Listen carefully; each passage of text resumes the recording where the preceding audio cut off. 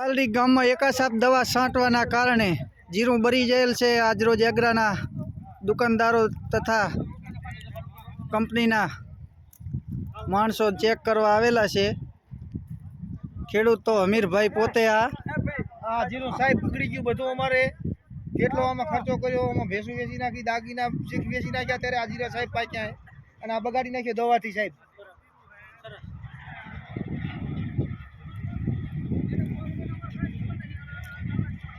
Bhavani agro Radhanpur કોઈ ભાઈએ દવા લેવી નહીં। અનુપસિંહ દરબાર અને રઘુભાઈ ને ત્યાંથી હાલમાં આગળની કાર્યવાહી ચાલુ છે। આ અમીરભાઈ ને મંજીભાઈ નું જીરું, કેંગારભાઈનું આવા 4 થી 5 ધણીનું જીરું બગડી ગયું છે દવાથી એકાસાપ દવાથી।